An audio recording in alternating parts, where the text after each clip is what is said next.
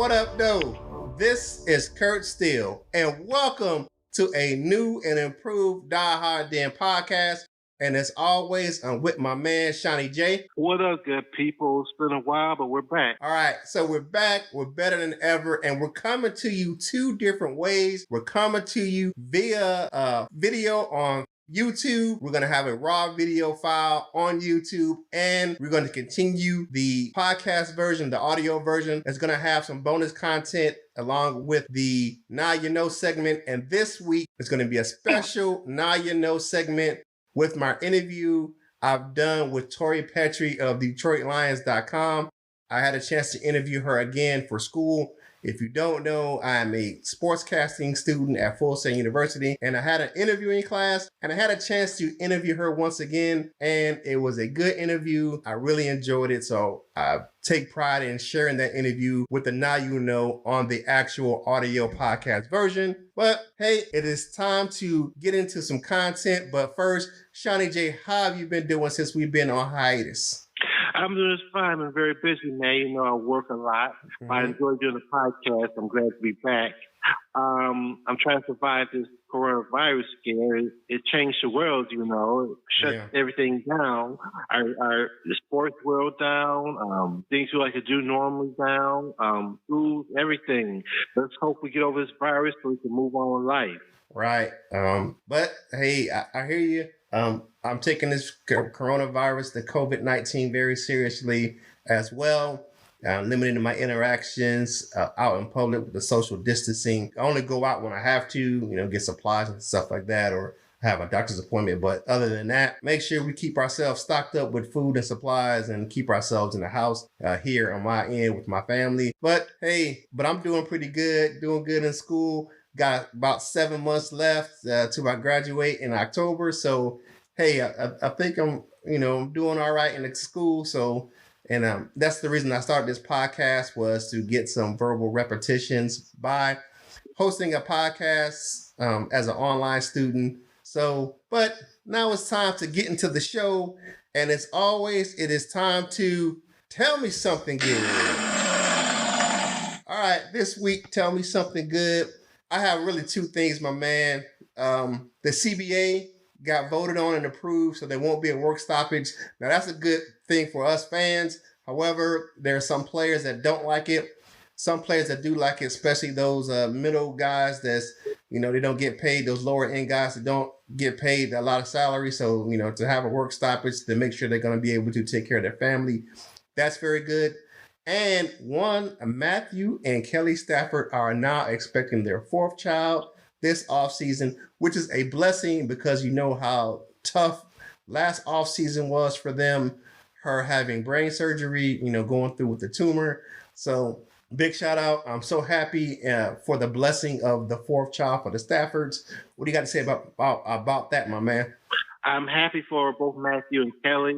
We know what Kelly was going through last year. Mm-hmm. I was worried that her situation may have an effect on Matthew's season. I thought he made the self-esteem compared to his wife. Right. And a lot of people I talked to said, well, we had to do that. We had to do that. Right. He had to sell. He had to sit out. As things turned out, he missed half the season anyway with an injury. Right. She's playing and she's having a child. Mm-hmm. The Lions never really got out the gate last year. Well, they did start strong, but they fell quickly for whatever reason. I think the injury started probably before Matthew got hurt. And I think part of it was bad play calling or pressure on defense. The defense couldn't put no pressure on the quarterback for the season. I was looking for big things last year. I always look for big things every year. Right. Stafford is back as well, his body's well. He actually found the hill. Kelly Stafford put on her Instagram account that his back is fine. He's fine. Mm-hmm. He can't wait to get back to playing because he missed it. It's in his blood. He wants to finish his career in Detroit, and she shot down those rumors also on Instagram saying, claiming that he asked Lions for a trade.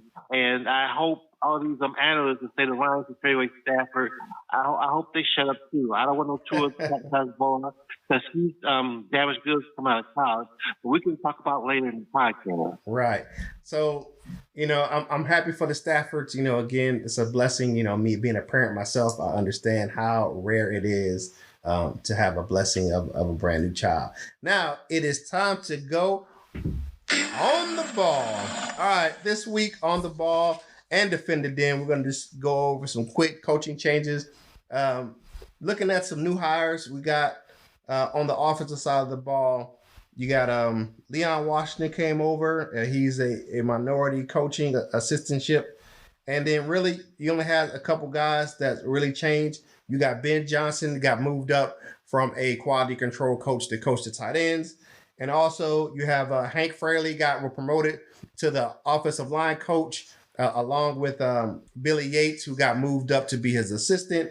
And then really you had the strength and conditioning coach staff really got turned over, except for the head strength and conditioning guy.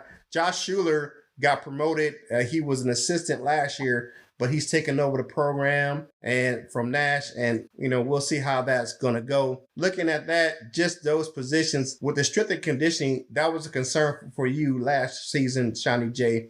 Please tell me how you feel about the new strength and conditioning staff. It definitely was. I told you guys in our group, one of the main hires I was looking forward to was a new strength and conditioning coach and off-season workout plan, because we lost, 20 players, 20 stars, or 20 players in total on the injury reserve, and we lost Boone Stafford. One of the former strength and conditioning coach, Harold Nash's name, he's a former Patriot. I'm surprised he didn't work out here. He's a former Patriot. They love former Patriot coaches and players. I don't know why his program didn't work. Is it, is this the nature of the business? No matter what kind of shape you come in, it's always the risk you're going to get hurt. It's the nature of the game. The Patriots team had that many injuries when he was working there, but he comes here, it didn't necessarily work here. But now with coronavirus affecting everything, the NFL, I know they're still going to start on time, but will they be able to work out, get in there and work out the regular OTAs and the strength and conditioning program? Would that affect them? Would that have an effect on the strength and conditioning? So something out of the line of control. This is something that's affected the whole world, not just the football world. Right. But I hope they get in there. This new coach, like I said, this is the main one I was looking forward to. The off-season program. Hope the guys are working on their own, lifting weights and staying in shape on their own. So when the program does start, they'll be good to go. If the serious athlete, you work out all year round. You can work away from those games in shape. Right. Because I've seen videos of Kennard and Kenny Galladay and a couple other players. They starting their workouts this season, off season. Trey Flowers as well. He had a video on DetroitLions.com where he was down in Alabama working out. So I posted it online, on the group. So, I think they'll be okay. I think it may be pushed back some just because of the fact that right now, I don't think the league is allowing teams to have players or any in their facilities at this moment because of the coronavirus or COVID-19. But that was a big position for them to fill. He got 2 new assistants, so that's going to probably help revamp the program. Looking at the defensive side of the ball, of course, you have Corey Unlin, who is the new defensive coordinator. You have Tony Carter coming in as a defensive assistant. There was a lot of uproar about that just because of the fact that he doesn't have any really coaching coaching experience. He doesn't have that. But the really big hire, the big name guy that came in was Tyrone McKenzie. I know a lot of individuals in our group on multiple Lions Facebook groups were excited about the potential hire of McKenzie, and it did come to fruition. My man is in the fold. I do like the hire of McKenzie. He did a good job out there in Tennessee with some really lower, no-name linebackers, and he made them a very solid unit. Yes, he was a good hire. Like I said, when the fans were geeked and stoked over this hire, they were hoping to give him because, like I said, he turned some no-name players. You have the first-round pick down Tennessee at linebacker to work with. He had some lower round draft picks and free agents to work with. He turned to a pretty good unit.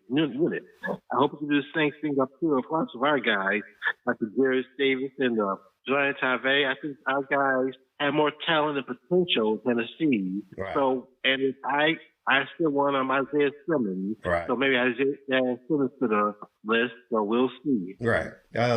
So that's on the ball and defend the den. Now it is time to switch to our favorite topic every week for the segment is 2 points conversing. All right, this week, 2 points conversing, my man. We got a myriad of topics to talk about. But first things first, we're going to talk about some personnel moves by the Lions. They released one Snacks Harrison a few weeks ago. And in the last few days, they released Rick Wagner. What do you think about those two veterans leaving the team? Well, if you remember Snacks Harrison, he had a rough season. Him and Clay didn't start training camp on time last year. And we talked about this last year at the time. Mm-hmm. They missed the right off-season conditioning program. They came in time for a training camp, but still, they missed a lot of time in the off-season. Mm-hmm. I know a lot of it is voluntary, but we know voluntary, wink, wink, what that means, wink, wink. Right. They still expect you to be there, especially if you're a starter, or a leader on the team. They still expect you to be there if it's voluntary. So I don't even why it's a joke to call it voluntary. It's just they expect you to be there anyway. But he had a rough season. He wasn't the same guy he was when he came over here. He wasn't the same dominant force. He got double and triple teams, stuff a lot about. He played with a myriad of injuries. He played hurt all last season, and his spirit was broken. He was talking about retiring, after the Green Bay game. Remember, we saw the extra interviews on the news. We all saw that. Mm-hmm. He was trying to play retirement. I thought, well, I don't think he's going to be done yet. Let him his body rest up and heal up. Let him get his juices recharge. Get that itch again. You never lose that competitive, even when you're done. You're too old and your body won't like you. Right. I thought once he healed up, he's ready to play again. Unfortunately, it won't be for the Lions. I mentioned before we saw his cryptic post he put on Instagram when he got released of Meek Mill's tiptoeing away, smiling. So I can see Snacks signing with another team. He'll be the Patriots. He'll be the Cowboys. Yeah. But I wish him well. I have nothing to say about him. And as far as Rick Wagner, the Lions signed him to that big contract a few years ago. He was one of the highest paid players on the team. Right. They signed him to all pro money, franchise player money, but he wasn't really a dominant force you were hoping for. Right. He was tough, he was solid, but it's all about the economics of money. The Lions probably figure out to get a younger guy who could do the same thing he did for less money. It's all about the economics. Right. And speaking of which, if I can add this real quick, they're not going to sign my boy from Michigan, Graham Glasgow. That's the point, because he was one of the most dependable, durable linemen he had. Right.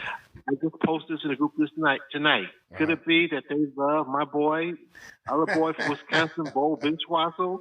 The love affair continues with your man, Bo. I know you always excited about him being a potential starter. You were very high on him coming out of college, and I understand that. He wasn't drafted. It was a very shocker that he wasn't drafted. He was one of the best as far as the run grade from the PFF of the college interior lineman. So it was tough to see him not drafted, but the Lions look like they may have found a diamond in the rough, and looks like he might get his chance to go ahead and start this upcoming season. Opposite of Joe Dahl. You never know. Right. All right. So he'd be able to block for his former college teammate Jonathan Taylor too. Right. Just I throw that in. We'll see. We'll talk about that in a minute. But looking at some other names that may be going out of the fold is actually Sam Martin. The punter. I like Sam Martin. I think he's very productive. He does well with the kickoffs and punting. But I think he just may have run his course in Detroit. I think they may try to go younger. He was injured, not last year, but the previous year. And I think they may have, looking at his contract, what he might want to sign for. The Lions have decided to move on from him. as well as Tavon Wilson. That's one of the names that said they're going to part ways with Tavon Wilson. I think the writing was on the wall for him the previous off season, but he played solid last year. I don't think he's the type of safety they want on the team. They want someone who's versatile, and he's not very good in coverage. So I think that's what really is going to put him, on the chopping block for the Lions, saying, "Hey, we're going to get younger. We just drafted Will Harris. You have some other individuals that may be. It's a very deep defensive back class with a lot of safeties and corners, so they may go younger again still when this upcoming draft at the safety position." And I posted in a group a week or so ago. They might be interested in a couple former Patriots. The safety McCourty. McCourty just signed today. Oh, he signed to who? Yeah, Patriots? the Patriots. He re-signed today. Devin McCourty, the safety. Yeah, he re-signed today. They re-signed. He's out. Yeah, he's out. So yeah, but they may. How about the cornerback Gilmore? Stephon Gilmore. Yes. Yeah. So Gilmore was already he's still on the contract. He just signed a big deal with the Patriots last offseason. So yeah, he's still there. He's not going anywhere right now. Now the other McCourty is the one that Jason is the one that may be up for grabs. That's the corner. Right. He only signed a 1-year deal with the Patriots. We'll see if they bring him back for another season with his brother. He didn't start last year, but we'll see. There's a lot of free agents out there. And speaking of that, the Lions are going to have a decent amount of money. They're going to have about $51 million heading into the start of the league season on Wednesday. The league, if you don't know, that the league has voted to go ahead and continue with the league schedule because it was collective bargaining that the league year was going to start on the 18th of March, which is this Wednesday at 12 noon. So free agent frenzy is going to continue like it has. The legal tampering period starts on Monday at 12 noon.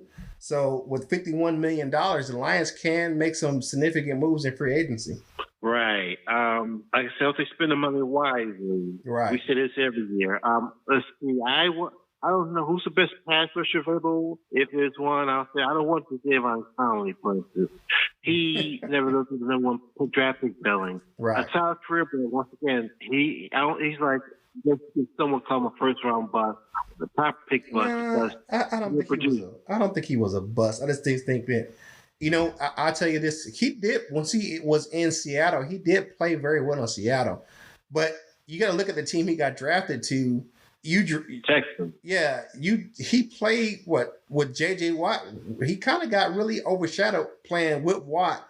Watt was a 2-time Defensive Player of the Year at the Texans while Clowney was there. I mean, he played once he was healthy in Seattle. He played very well. I mean, he had a definitely good second half of the season, but I think he's got overshadowed by J.J. Watt. I mean, in Houston, I just think that it was a situation where he was just going to get overshadowed. He wasn't going to be the number one guy on that defense. I just think he was just, and looking at his skill set, I mean, I think he's better suited for a 4-3 defense than a 3-4, and that's what they ran in Houston. And speaking of Texans, one guy that's been on targeted for the Lions, or for the Lions, is their tackle, DJ Reader. Oh yeah, DJ Reader, yeah, because right now with their cap space, they don't have as much as the Lions, and that's going to be one of the cap hits they're going to take with DJ Reader, and he's a big space eating a defensive tackle that may fit very well in Matt Patricia's scheme. So I agree with you 100% on that. Looking at a couple more things, as far as let's circle back to the CBA. Now, here's a couple of things that kind of stood out for me as far as what's in the CBA. Right now, this season coming up in 2020, there are going to be 14 playoff teams in the 2020 playoffs, which means there's going to be an extra wild card, which means you have to be the number one seed in your conference to get a first round bye. That means the number 2 seed will actually play on wild card weekend. So there's only going to be one team per conference with a first round bye. And then the second thing is in 2021, Now it can happen that early, but it doesn't have to. That the league is going to expand to 17 games and it's going to cut down that fourth preseason game. So those are the two things that really stood out to me from the CBA: the 14 team playoffs and the 17 game regular season. I don't mind, playing the playoffs though, because we all love football. Right. Everybody running NFL thinking like, hey, now my team has a chance to make it. Right. Including the Lions. I'm just thinking about the Lions. Right. But I don't like the 17 game odd schedule because that means it's going to be unbalanced. I like 16 was the perfect number, in my opinion. 17, that means teams are going to have one more home or road game than the other. So how are they going to figure that 17th game out? I don't know. I think from what, it's just conjecture at this point. I think it's going to open the league up for more international games where you might have that one, international game on your schedule per year, or a neutral site game. So it may not be an international game, but it may be a neutral site game where they play in a city that doesn't normally host the NFL team, and they may play it in a neutral site city, and it just might happen that way. So, we'll see how it works out. I like the even number. You never know. Here in the next CBA, you may look at it go up to be an 18 games, so we'll be even again. You never know. And a couple more things before we kind of get into some other things. There's some big name players that were signed to franchise tags that we kind of looked at before as far as potential targets for the Lions in free agency. Sheriff, the offensive lineman for the Redskins, and Njoku for the Jacksonville Jaguars. The defensive end. Those two players were franchise tagged in the last couple of days, so those aren't potential targets for free agency for the Lions. I'm surprised the Texans didn't do Reader yet. Yeah, I'm surprised. One team in our division that got rid of a couple players that we may have to take a look at in free agency. Now, I would say there may be a little long in the tooth. One of them is, but Linval Joseph and Xavier Rhodes got cut by the Vikings. I know. I posted in the group about them. Yeah. So, those some especially Joseph on the defensive line. Those may be some potential free agent targets. And sometimes you get those players. They want to stay in the division to stick it back to their old team. Right. Mike Daniels did. Mike Daniels said he will return with the Lions again. Right. I don't know if the Lions will bring him back. What do you think? I'm not sure, just because of the fact of his age and his injury history. So I'm not positive that he's going to come back to the Lions. And another former Patriot that got cut is Dion Lewis by the Titans. He got released, got cut. So you look at that, how Patricia is and Quinn is with former Patriots. So there may be another veteran presence that may be a target for the Lions to come into the locker room, just because of the fact that they may not want a lot from him as far as production-wise, but they may want him like Amendola. Any production for him is a bonus because, he was more of a locker room presence than he was someone who's supposed to have this big productive year, but he had a pretty solid year with the Lions last year. Right. I'm not too keen on Deion Lewis. I want a young back. You know who I want. Right. So yeah, we'll get into that in a second. And before we go any further, let's talk about the COVID-19 before we talk about the upcoming draft. COVID-19 has really shut down the sports world. You look at there's no baseball, there's no basketball. Lucky for the NFL, they're in the off season right now, and so is college sports, all spring sports for spring and winter sports right now for the NCAA. All those championships have been canceled. And most colleges have shut down their sports programs. Actually, most universities around the nation aren't even holding campus classes right now. Most of them are on spring break, and when they come back from spring break, they'll be going to online classes. I know my school is doing that. My whole school will start online classes starting next week. Just looking at COVID affecting the sports world is this. The only really entity that's doing anything right now is you have some soccer playing, and a lot of those leagues are overseas. There's no U.S. soccer playing right now, and the UFC. The UFC have watched a few fights this weekend where they fought in empty arenas, and it's going to be tough coming up because Nevada sports have shut down combat sports, so they can't fight in Las Vegas or Nevada in the foreseeable future. So COVID-19, until we get this thing under control, has really shut down the sports world. And the NCAA president said that the Rudy Gobert positive test was the reason why they shut the tournament down. Yeah, I think Gobert might be blackballed the league now. What do you think? Nah, I don't think he'd be black. He's a young guy. I don't think he'd be blackballed the league. And his donation to the COVID treatment, he just donated $500,000 to through organizations throughout the world, and he helped with the stadium workers in at the Utah facility. He's donating money for their treatment as well if they contract the COVID-19 because of him. So I think he's made good on, he was just being young and stupid when he did that stuff at the press conference. But he's doing fine. He's on social media. You can't get you can't get COVID through Instagram or anything like that, or YouTube or Twitter. So I mean, what people must understand is, you do your research. It's the droplets, the things that come out of your nose and mouth, is how the virus carries from one person to another. So that's why people tell you to do the social distancing, to keep yourself, a good amount of feet away from other individuals when you're out in public.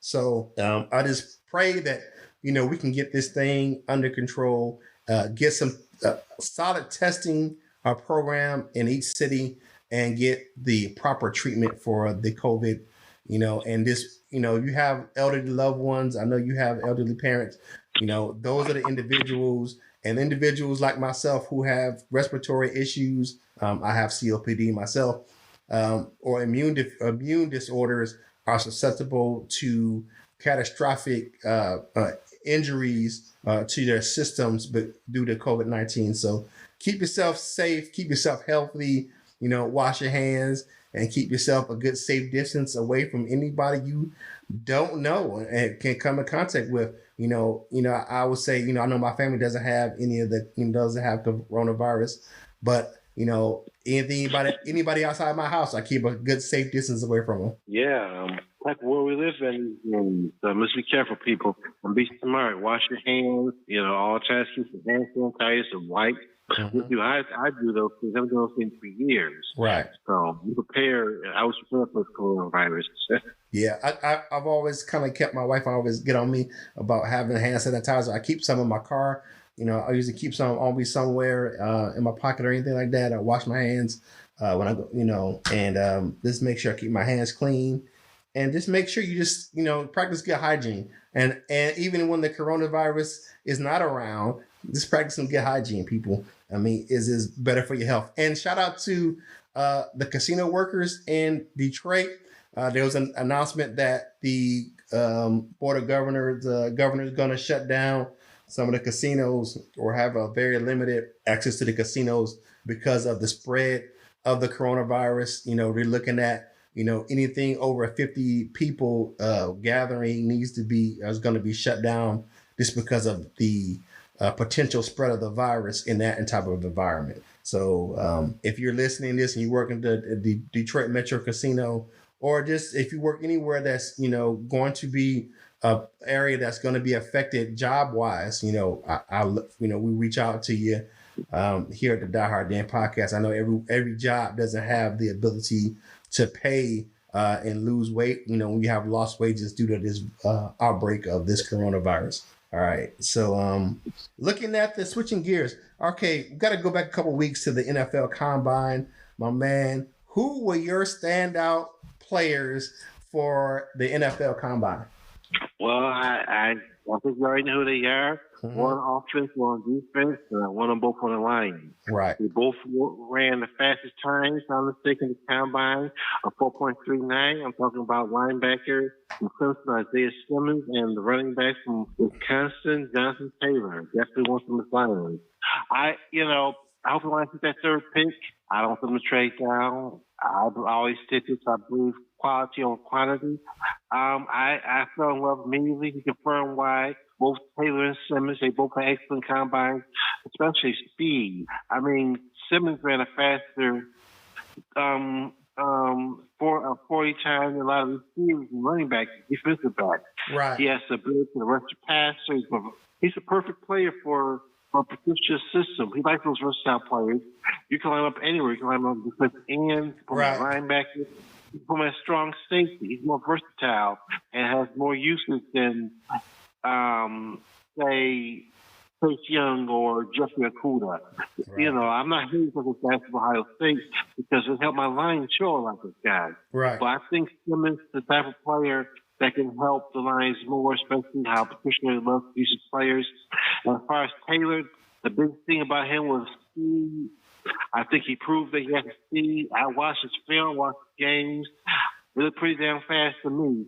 I mean, I know NFL sometimes, but yeah, he has the speed to play in the NFL. He might see a little bit of Billy Sims or somebody like that. Right. I will say this. For Simmons, I was pretty much confirmed what I thought for Simmons. I thought he was going to be he's a freak athlete. He can play, all around the field. He's very fast. He's tall, lanky. He's got some good size to him. He can play linebacker. He can play defensive end. He can play corner. He can play safety. And there's a lot of places he fits on the football field. So, like I will agree with you, like you said, that he's very versatile and can fit anywhere in the defense that Matt Patricia needs him to play. Taylor, I was surprised by his speed. I didn't really see that in college, but his top end speed was great during the combine. I was very surprised by his 40 time. Now, I had my two players. Simmons was one, and I'm a corner guy. I played corner in high school a little bit, was Jeff Okuda. That was my guy. I liked his footwork. He was very fluid in the drills. Very little, it wasn't a lot of wasted movement where he has fluid hips. He can turn and he can keep his footwork going. So I think he was very smooth. Was he as fast in the 40 as people thought he would probably be? Probably not. But 4.4 is still pretty fast. There's not a lot of people running around that's running 4.3s, and 4.2s. Definitely not. There's not that many players. I mean, people would think that 4.2 is not that different from a 4.3, but actually it is. And for that, I think that he is a very capable player. I mean, look at he was a shutdown corner in college, and I think that he can bring that type of measurable talent because he was measured the same measurables as the one Stephon Gilmore, as you alluded to earlier, the defensive player of the year from the New England Patriots. So I think he can bring that type of talent to the Lions. And if they let go of Darius Slade, like they're seem to be headed toward a divorce with Slade professionally, we're going to need another corner in the fold. Even if Slade stays, I think it will be good to have Okuda just because of the fact that you will have two shutdown corners, and our pass defense last year was so poor. It had a lot to do with the defensive line as well, but the secondary didn't help as well. I think that at one point Coleman he had a good start, but he became overwhelmed, tried to play too much out there, and Rashawn Melvin not giving him the help that he needed from that weak side of the defensive secondary. And then with the loss of one Quandre Diggs as well.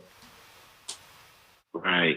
I also Lions was thinking, like I said, last year still around picks. We traded Drake Golden State away for. That'll be Will Harris. He better do something this year. Right. And And we traded away Nino for a fifth-round pick. So that'd be one hell of a fifth-round pick. Right. And so we traded away two good players. But yeah, so we'll see. Right. I mean, if you look at Nino was what? He was a fourth, fifth round himself. He wasn't Quandre wasn't a top draft pick. He was one of those guys that that sixth round. Yeah, those were mid-level round picks. And if you look at most of the NFL teams aren't made up of first and second round draft picks. They're made up of fourth, fifth, and sixth round draft picks. Those are the guys who stick and work hard to make teams.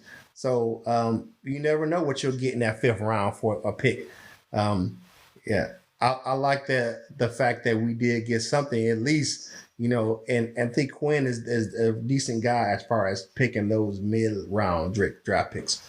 All right, that's 2 points conversing this week. And when we get back from the break, my man Shawnee J is going to have another Our Pride profile.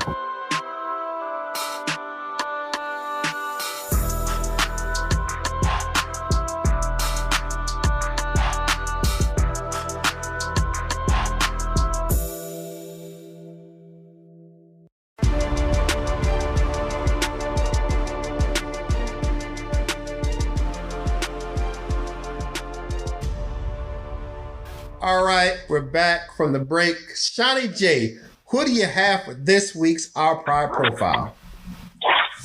This week I went back in time a little bit. I chose one of the most controversial players in NFL history. So it's been a year and a half for the Lions, but he's still considered a legend. He's the original American badass. For you old school Lions fans, I'm talking about Mr. Joe Looney. Joe Looney was born on October 10, 1942 in Fort Worth, Texas. He's the son of former NFL player and former national champion player at Texas Christian University, Don Looney. Joe Looney was, from the birth, what you call a badass, a non-performance. He had an interesting career, both college and pro. He attended 3 different colleges in his junior college. He originally went to the University of Texas. For his first semester, he got 3 F's and a D. Whoa. And he got kicked out of Texas, so he did the very least. Then he trained after he went to junior college.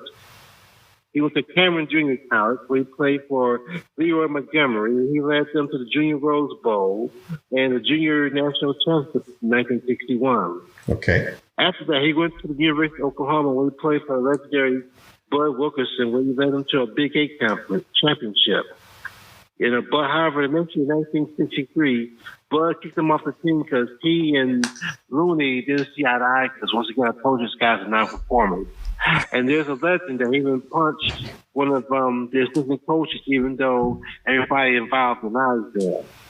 Despite his spotty college career, Looney was the number 1 draft pick by the New York Giants. However, he didn't stay very long in New York. He was known for showing up late for practices, oversleeping, and he didn't run the plays the way the coaches told him to. Right. A play was designed to go one way, he'll run the opposite way just to challenge himself and see how bad he was. He was not performance once again. That's a very important word to flag. And then during that later on that season, he was traded to the Baltimore Colts, where he played the rest of the season, only carried the ball 23 times. He got into a fight with some Baltimore fans during that season, and once again, his time there was short, and he had to go. The very next year, he was traded to our Detroit Lions in 1965 for linebacker Jimmy Scabo. He had the best season of his career of the Lions in 65, where he carried the ball 114 times for 356 yards and 5 touchdowns. He was John Riggins of his time, well-built, 6'1", 225 pounds. I guess you call him like a white Jim Brown, He was that good and talented, but he just couldn't corral himself. He couldn't discipline himself. He liked to discipline. One to get an example, you probably heard this before. Lions head coach Harry Gilmer asked him to take a play into the quarterback. His famous line was, if you want to deliver something, I'm not a delivery boy. If you want a message delivered, call Western Union. This is a true story. Next year, he lasted 3 games in 1966 with the Lions before he was traded to the Washington Redskins, where he had 55 carries for 170 yards. He didn't last long in Washington either because he was blocking for Sonny Jurgensen.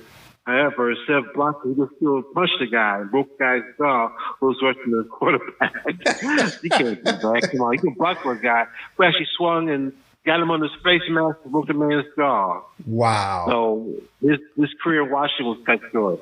In 1968, Joe Don was drafted to the Vietnam War, where he served a year. Right. He tried to fight, but he didn't want to go. But he served 1 year duty in Vietnam before returning to the States in 1969.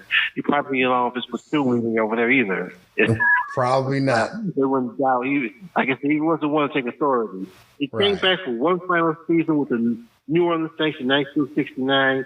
However, he finished the year of only 3 carries for -3 yards. Wow. And he retired from the NFL after that season. Looney was voted by NFL Film Friend Steve Sable as the most uncoachable player in NFL history, which is that he had the talent, but he didn't have the discipline. Right. His life with the football in 1970, he converted to Hinduism, where he joined the Siddha Yoga movement led by Swami Muktananda. Steve Trout, a fellow convert, alleged that Looney was one of the enforcers who intimidated people into obeying the Swami. In 1974, he pleaded guilty to illegal possession of a firearm in federal court. Right. He was sentenced to 3 years of probation.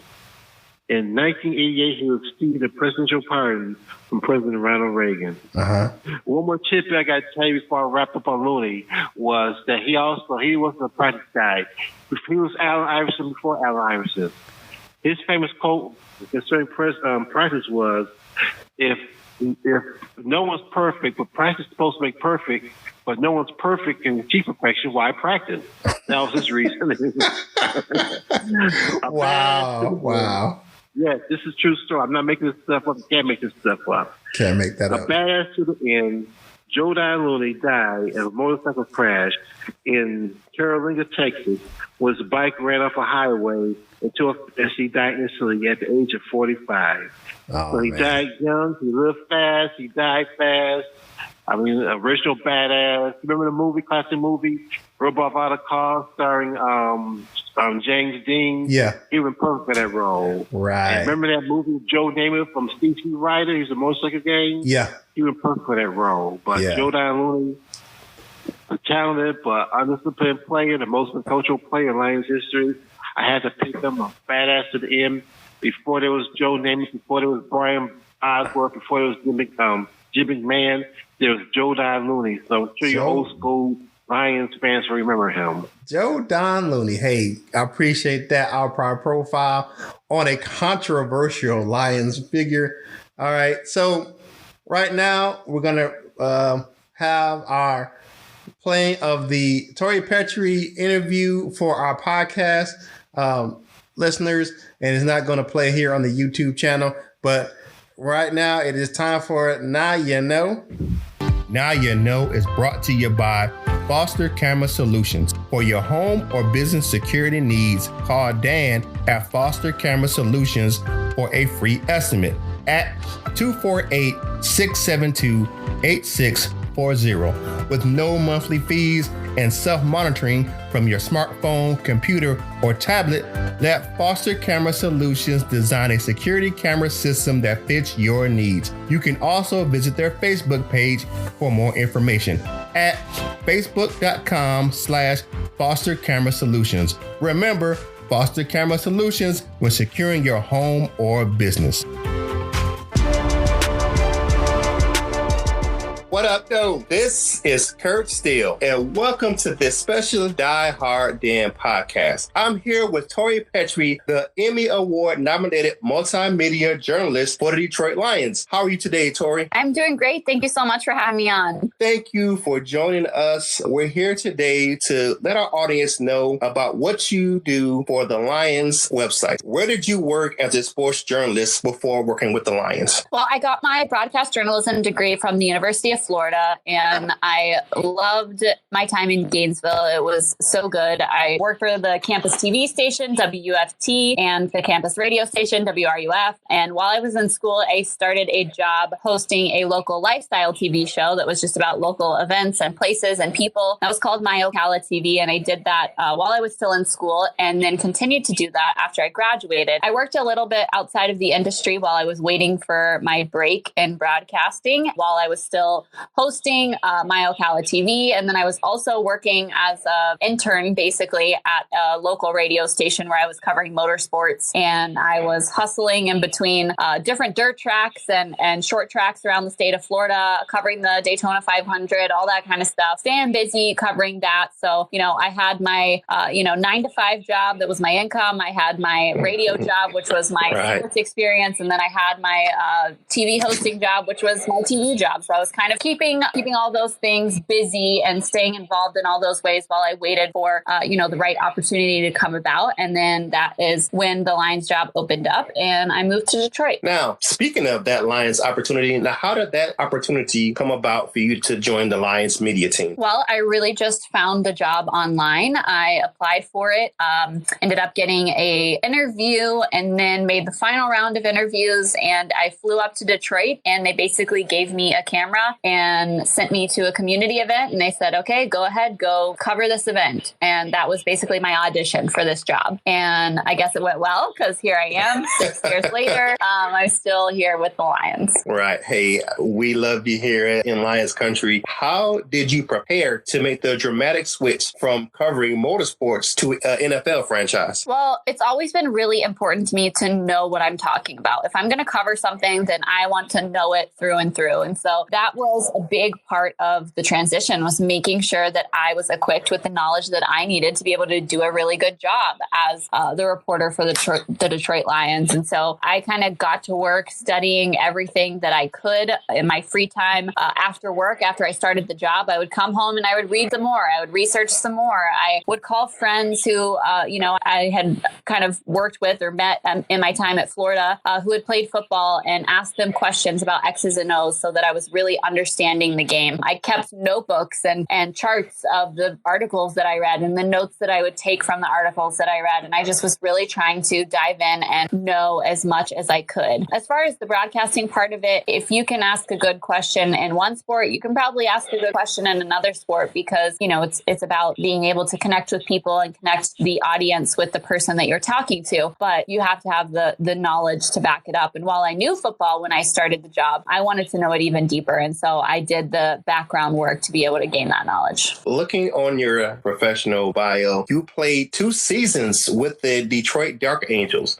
Yeah. What was your experience like playing with the Dark Angels? It was awesome. I mean, those ladies are so strong and incredible. And it was something that I kind of fell into. I kind of discovered them by accident. And the coach asked me if I had ever thought about playing women's tackle football. And I hadn't up until that point. And then, I kind of asked to come out and observe a practice. And my first practice that I came out to observe, they threw a helmet and pads and cleats on me and told me to get in there. And it was just such a good experience. I learned so much about the game. It was important to me to be able to talk about the game, like I said, as well as I could. And I figured there was no better way than to play it myself. So that's what I did. And I had such a good experience. I learned so much. I really made amazing friendships with the girls that I played with because, anybody who's been a part of any sport at any level knows that you just have a special bond with your teammates and with the people that you play with. And they taught me so much. And I'm so grateful for my experience playing. That's very impressive. Hey, this is Kurt Steele, the Die Hard Den podcast, continuing my interview with Tori Petry, the Emmy Award-nominated multimedia journalist of the Detroit Lions. Now, what do you do as the multimedia journalist for the Lions? Well, I do a lot of things. So I'm basically the team reporter, host, analyst, basically utility broadcaster for the the Lions. So I do videos for the Lions TV partners. I host a show called Lions Game Plan on Fox Sports Detroit. I'm the sideline reporter for Lions preseason games, and I also do videos for DetroitLions.com. So any given day, I could be doing a different video or a different TV show for any one of those platforms. So it keeps every day interesting. It's always something different. So during the season, things are a little bit more routine. We, film TV shows on Tuesdays, and then the rest of the week is going in the locker room and talking with players. And then obviously there's game day, and we have a live stream post-game show on game days. And then Mondays, we have a studio show that's live. So it's a whole variety of things, but that's what I like about the job, because it's never boring. That we stay busy with all different kinds of things. And, we're basically just trying to connect fans with the players and the team that they love. Kind of on that same line, what is your favorite segment that you do for the website? Oh, man. Well, I think probably my favorite one is a show that we do called Tori's Take. And it was a show that I came up with after my first year of working for the team. I really wanted to be able to have more of a voice as an analyst and to be able to share my opinion more. And so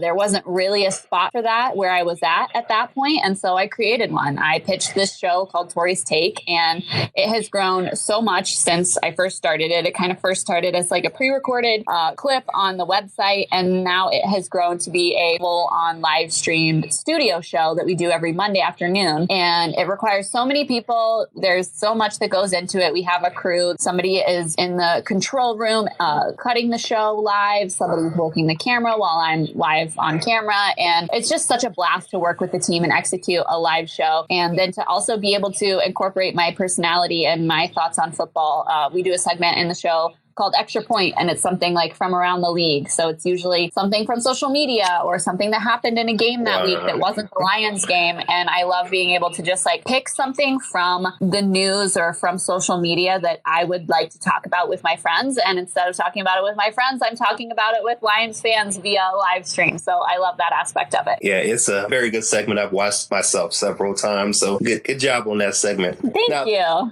Now, the NFL Combine is coming up here a few days away. I know you will be in Indianapolis covering the event. Now, typically, what is your role as the multimedia journalist during the off season? Yeah, it looks a lot different than it does in the season. I do travel to all of the off season events. Like you said, I will go to the Combine, and I go to the owners meetings, the Senior Bowl, I go to the draft. So I'm traveling quite a bit in the off season as well, because there really is no off season in the NFL. It stays busy.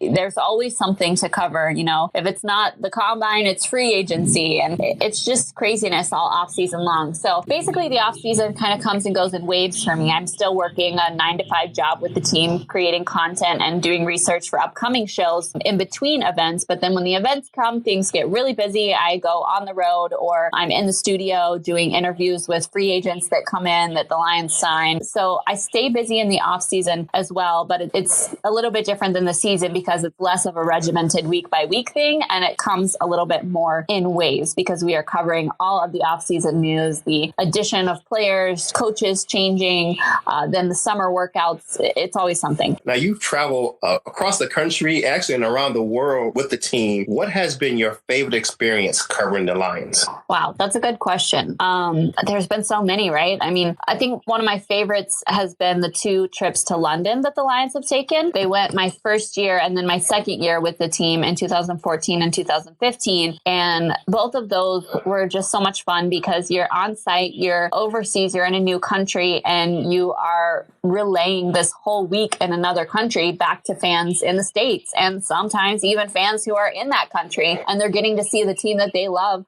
for the first time, or the first time in a really long time, because they don't get to travel as much over to the States to see this team. So there's so much of a new story to tell when the Lions do travel internationally. I really love that aspect of it. And then I also love the draft. The draft is just always an exciting weekend. It's craziness, but I love how the league has brought it to different cities. That's been really fun, being able to tell the story of the draft in the broader sense of the city that it's in.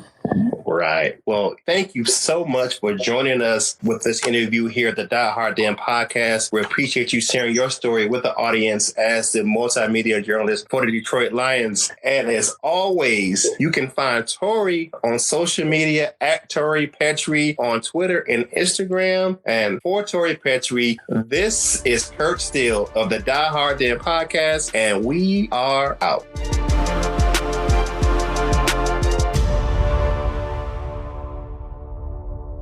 All right, we're back from Now You Know, and this week it is time for the Stump the Sean trivia segment of the week. We got some good questions for you this week, my man Shawnee J. So I have a few tough questions because I know you usually do very, very well with the trivia questions. And the first question is, what is the fewest yards the Lions ever allowed in a football game? Wow. With the history? Yep. Ooh-wee. That's a tough one. So their 80-year history or 85-year history in Detroit, what's the fewest yards they allow in a game? Yep. Rushing. I really don't know, but I'm going to take a wild guess. I'm going to say about 10 yards. You were close. It was 14 yards. On September 15th, 1940, the Lions held the Chicago Cardinals to 14 yards of total offense, but the game ended in a 0-0 tie because the Lions only had 16 yards of total offense themselves. That was a defensive battle, to say the least. That was a defensive battle for you. Yeah. All right. Moving on. Next question. Who was the Detroit Lions' very first draft pick? Their very first draft pick in 1934? Mm-hmm. Was it Dutch Clark? Oh, close. Close. That's not him. It was Sid Wagner. Sid Wagner drafted by the Lions in the first round of the NFL draft in 1936. He played 3 seasons before retiring to pursue a career in engineering. Oh, okay. How long did he play with the Lions?